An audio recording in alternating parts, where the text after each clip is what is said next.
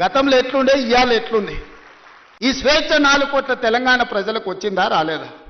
తెలంగాణ ప్రజలు కోరుకున్నది స్వేచ్ఛ కదా, సామాజిక న్యాయం కదా, సమాన అవకాశాలు కదా. ఈనాడు కులగణన కావచ్చు, లేకపోతే ఎస్సీ వర్గీకరణ కావచ్చు. ఇవాళ మంత్రివర్గంలో 4 దళితులు, ఒక స్పీకర్, 5 మంది ఉన్నారు. ఆ ఎల్ల ఒక ఏకలింగం ఉండే, ఆ ఎల్ల ఏకలింగం ఉండే ఆ ప్రభుత్వంలో. ఇవాళ ఈ వేదిక మీద 5 మంది ఉన్నారు, 4 మంత్రులు, ఒక స్పీకర్, దళిత సామాజిక వర్గం నుంచి ఇవాళ ఈ వేదిక మీద కూర్చున్నారంటే సామాజిక న్యాయం అనేది కాంగ్రెస్ పార్టీతోనే సాధ్యమవుతుంది. సమాన అవకాశాలు ఈ ప్రభుత్వంలోనే ఉంటాయి. 60,000 ఉద్యోగాలు ఇచ్చింది మన పార్టీ, మన ప్రభుత్వం సంవత్సరం తిరిగే లోపల. నేను ఛాలెంజ్ చేస్తున్న భారతదేశంలో స్వతంత్రం వచ్చినప్పటి నుంచి ఏ రాష్ట్ర ప్రభుత్వమైనా, ఉమ్మడి రాష్ట్రంలో కూడా, ఆనాడు ఆంధ్రప్రదేశ్లో కూడా ఒక్క సంవత్సరంలో 60,000 ఉద్యోగాలు ఇచ్చిన చరిత్ర లేదు. మన ప్రభుత్వం 60,000 ఉద్యోగాలు ఇవాళ ఇచ్చింది. శాఖల వారిగా నేను లెక్క చెప్తా. ఒకప్పుడు ఉద్యోగాల కోసం తెలంగాణ ఉద్యమమే వచ్చింది. ఒకప్పుడు నోటిఫికేషన్ల కోసం లక్షలాది మంది విద్యార్థులు రోడ్ల మీదకి వచ్చారు. కానీ మన ప్రభుత్వం వచ్చిన తర్వాత అన్నా నోటిఫికేషన్లు ఎక్కువైతే కొంచెం ఆలస్యం, అన్నీ చదువుకోవాలంటే కష్టమవుతుందా, అశోక్ నగర్లో ధర్నాలు చేశారు. ఆనాటికి ఈనాటికి ఉన్న తేడాను మీరు గమనించండి. ఆ పిల్లల భవిష్యత్తు కోసమే ఈ ప్రభుత్వం ఉంది. మీరే ఈ దేశ, ఈ రాష్ట్ర భవిష్యత్తు మీకోసమే ఈ ప్రభుత్వం పనిచేస్తుంది. మీ భవిష్యత్తును తీర్చిదిద్దాలన్నదే మా ఆలోచన. మాకేముంటుంది, మేము అన్ని సాధించినాం, మాకు రావాల్సిన అవకాశాలన్నీ మాకు వచ్చినాయి. ఇంకా మేము కొత్తగా సాధించేది ఏం లేదు. మాకు ఆనందాన్ని ఇచ్చేదే మీ భవిష్యత్తు. మిమ్మల్ని తీర్చిదిద్దుతే మేము విజయం సాధించినట్టే. ఇవాళ మీ అందరి కోసం ఈ రైతుల పిల్లలే ఈరోజు వ్యవసాయ శాఖ యూనివర్సిటీలో చదువుకుంటున్నారు. ఇవాళ డాక్టర్లైనా, లాయర్లైనా, ఇంజనీర్లైనా, ఐఏఎస్ ఐపీఎస్లైనా ఈరోజు ఈ రైతుల పిల్లలే ఈరోజు డాక్టర్లు, లాయర్లుగా రాణిస్తారు. ఇవాళ ఐఏఎస్లలో మన వాళ్ళు ఉండాలి, సివిల్ సర్వీసెస్లో ఉండాలని ఢిల్లీకి వెళ్ళి చదువుకుంటున్న విద్యార్థులకు రాజీవ్ గాంధీ గారి పేరు మీద వాళ్ళకు ఆర్థికంగా సాయం అందించాలి. పేదోళ్ళ పిల్లలు ఢిల్లీలో వెళ్ళి చదువుకోవాలంటే కష్టంగా ఉందంటే సివిల్స్కు ప్రిపేర్ అయ్యే వాళ్ళకు 2 లక్షల రూపాయలు చదువుకునే పిల్లలకు ఆర్థిక సాయాన్ని మన ప్రభుత్వం అందించింది. ఎందుకంటే పేదోళ్ళ పిల్లలు ఈ దేశంలో ఐఏఎస్లు, ఐపీఎస్లు, ఐఎఫ్ఎస్లు అయితే ఏ రాష్ట్రంలో అయినా ఉండని, ఏ కేంద్ర ప్రభుత్వంలో అయినా పనిచేయని, పుట్టిన ఊరికి ఏదన్నా చెయ్యాలనే లక్ష్యంతో పనిచేస్తారని ఆ పిల్లల్ని సివిల్ సర్వీసెస్ వైపు మనం ఈరోజు ప్రోత్సహిస్తున్నాం. అందుకే ఈరోజు ప్రతి శాఖను ప్రక్షాళన చేసుకుంటూ వస్తున్నాం. ప్రతి ప్రయత్నం చిన్న చిన్న తప్పులు ఎక్కడైనా దొర్లినా ఎంబడే సరిదిద్దుకొని వాటిని ముందుకు తీసుకెళ్తున్నాం.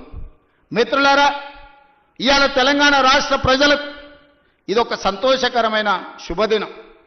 8-9 రోజుల్లో 9,000 కోట్ల రూపాయలు రైతుల ఖాతాలో పడుతున్నాయంటే నిజంగా రైతులు ఎవరి దగ్గర చెయ్యి చాల్చాల్సిన పని లేదు. ఏ పెట్టుబడికైనా ఇంతకుముందే పెద్ద ఆయన వచ్చి చెప్పిపోయిండు, సార్ ఉత్త ఒడ్లే కాదు, కూరగాయలు పండిస్తే లాభం ఉంది, మొక్క పండిస్తే లాభం ఉంది, ఆలుగడ్డలు పండిస్తే లాభం ఉంది, నేను పెట్టుబడి పెట్టిన దానికంటే నాకు అధికంగా లాభం వచ్చింది, డ్రిప్ ఇవ్వాలని పెద్ద ఆయన వచ్చి చెప్పిపోయిండు. దాని నుంచి మనం నేర్చుకోవాల్సిన అవసరం ఉంది. ఒకప్పుడు డ్రిప్, స్ప్రింక్లర్స్, వ్యవసాయ పనిముట్లు ఆనాడు ఉచితంగా లేకపోతే 90% సబ్సిడీతో కాంగ్రెస్ ప్రభుత్వం ఇచ్చింది. ఇవాళ అవన్నీ మాయమైపోయినాయి. అందుకే మళ్ళీ వ్యవసాయ శాఖ మంత్రి గారికి నేను సూచన చేస్తున్నా, వ్యవసాయ పనిముట్లను రైతులకు అందించి మంచి పంటలు పండించడానికి అవసరమైన కమర్షియల్ క్రాప్స్ను ప్రోత్సహించాల్సిన అవసరం ఉంది. ఎందుకంటే వ్యవసాయం లాభసాటిగా కావాలి. వ్యవసాయం వ్యవసాయ కుటుంబంలో 4 ఉంటే ఒకరు కుటుంబాన్ని చూసుకోవాలి, ఒకరు వ్యవసాయం చూడాలి, ఒకరు ఉద్యోగం చేయాలి, ఇంకొకరు వ్యాపారం చేయాలి. అప్పుడే ఆ కుటుంబం ఆర్థికంగా నిలబడుతుంది. అప్పుడే రాష్ట్రం అభివృద్ధి పదం వైపు నడుస్తుంది. రాబోయే 10 సంవత్సరాలలో తెలంగాణ ఎకానమీని $1 ట్రిలియన్ ఎకానమీ చేయాలంటే వ్యవసాయం లాభసాటిగా మారాలి. రైతుల పెట్టుబడికి 2 లాభం వచ్చినప్పుడే తెలంగాణ రాష్ట్ర ఆర్థిక వ్యవస్థ అభివృద్ధి పదం వైపు నడుస్తుంది.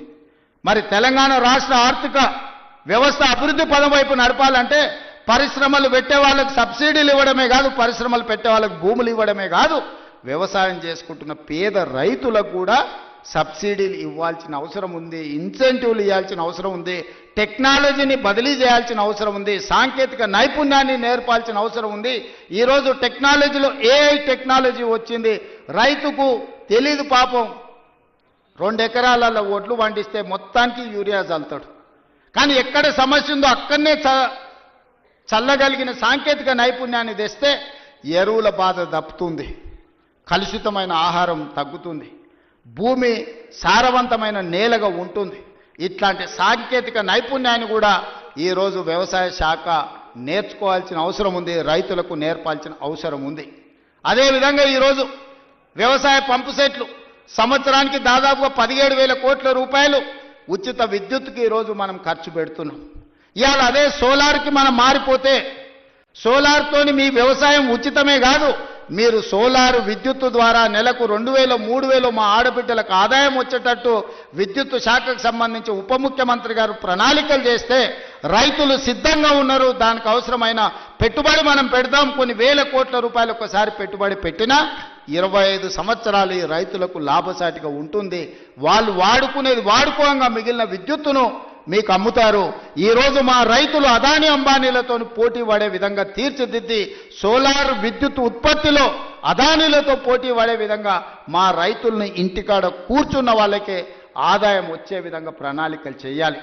ఈ వేదిక మీద నుంచి ఎనర్జీ డిపార్ట్మెంట్కు అదేవిధంగా సంబంధిత శాఖ మంత్రి గారికి నా సూచన, మీరు ప్రణాళికలు సిద్ధం చేయండి, రైతులను చైతన్యం చేద్దాం, రైతులకు అవగాహన కల్పిద్దాం. ముందు మంది ఆడబిడ్డలు చదువుకొని విజ్ఞతతో మాట్లాడిన పెద్ద ఆయన మాట్లాడుతుంటే ఆయన ఉపయోగించిన ఇంగ్లీష్ భాష కావచ్చు, పదాలు కావచ్చు, అవగాహన కావచ్చు, అనుభవం కావచ్చు, ఆ పిల్లలే కాదు వేదిక మీద ఉన్న మంత్రులు కూడా నేర్చుకోవాలి. విషయాన్ని ఏ విధంగా సూటిగా శుద్ధి లేకుండా ఎట్లా చెప్పొచ్చో, అవగాహన ఎట్లా కల్పించో ఆ పెద్ద మనిషిని మనం చూసి నేర్చుకోవచ్చు. అందుకే ఇవాళ అలాంటి వాళ్ళని నేను కలెక్టర్లకు ఆదేశాలు ఇస్తున్నా. వ్యవసాయం మీద అవగాహన ఉండి 10 మందికి నేర్పాలన్న పెద్ద మనుషులను గ్రామాలు తిప్పండి, రైతు వేదికలలో సమావేశాలు పెట్టండి, వాళ్ళ చేత అవగాహన కల్పించండి. అవసరమైతే వాళ్ళకి ఆహారూర్యం ఇవ్వండి, రోజుకో 1000 రూపాయలు ఇవ్వండి. వాళ్ళ అవగాహనతోని రైతు వేదికలలో పోయి అవగాహన కల్పించినందుకు అదొక గుర్తింపు, ఒక గౌరవం. 1000 రూపాయలతోనే ఒక రోజు వాళ్ళ జీవితంలో మార్పు వస్తుందని నేను చెప్పడం లేదు, కానీ ప్రభుత్వం ప్రోత్సహిస్తుంది, ప్రభుత్వం గుర్తిస్తుంది, ప్రభుత్వం మిగతా రైతులకు అవగాహన కల్పించడానికి ప్రయత్నం చేస్తుంది అని చెప్పడానికి ఇవన్నీ కూడా ఉపయోగపడతాయి. కాబట్టి కలెక్టర్లందరికీ కూడా ఈ వేదిక మీద నుంచి చీఫ్ సెక్రటరీ గారికి నేను ఇన్స్ట్రక్షన్స్ ఇస్తున్నా. కలెక్టర్లందరినీ కూడా మీరు కలెక్టర్స్ కాన్ఫరెన్స్ తీసుకొని సోలార్ పంపు సెట్ల వల్ల ఉన్న ప్రయోజనం ఈరోజు రైతులకు వరే కాకుండా ఇతర లాభసాటి పంటలు ఏ విధంగా పండించాలి, భూమి యొక్క సారాన్ని చూసి ఏ భూమిలో ఏ పండ్ల తోటలు వస్తాయో, ఏ భూమిలో ఏ కూరగాయలు పండుతాయో, ఏ భూమిలో ఏ పంట అధిక దిగుబడి వస్తుందో, అది మొక్కజొన్న వస్తుందా, లేకపోతే పత్తి వస్తుందా, మిర్చి వస్తుందా, లేకపోతే కందులు వస్తాయా. మా కొడంగల్ తాండూరు ప్రాంతంలో మేము కందులు పండిస్తాం. దేశానికే మా కందిపప్పు అంటే, తాండూరు కొడంగల్ కందిపప్పు అంటే దేశంలో గొప్ప పేరు. ఏ ఏరియాలో ఏ పంట వండుతుందో, అచ్చంపేట ప్రాంతంలోకి పోతే దోసకాయలు వండుతాయి. దోసకాయ కందిపప్పు ఎంత బ్రహ్మాండంగా ఉంటుందా, చికెన్ మటన్ కూడా వనికిరాదు దాని ముందర. ఇప్పుడు ఆ పిల్లలకు తెలియకుండానే పోయింది. కొత్త తరానికి ఇప్పుడు దోసకాయలు అంటారు, వెనక బుడంకాయలు అనేటోళ్ళు. అవునా? కందిపప్పులా వేసి చేస్తే మన అమ్మనో నాయనమ్మనో వండితే మటన్ చికెన్ కంటే టేస్టీగా ఉండేది. జొన్న రొట్టెతోని కందిపప్పు బుడంకాయలతో తింటే ఎంత మజా ఉండేదా. ఇవాళ ఆ రుచులే పోయినాయి.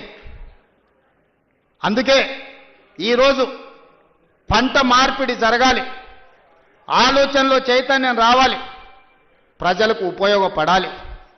మనము పోయి ఎక్కడెక్కడనో పోయి ఏదో కొత్త రకాల వంటలు, కొత్త రకాల డైట్ అని తీసుకొస్తున్నారు, కొత్త కొత్తవి. ఎందుకంటే మన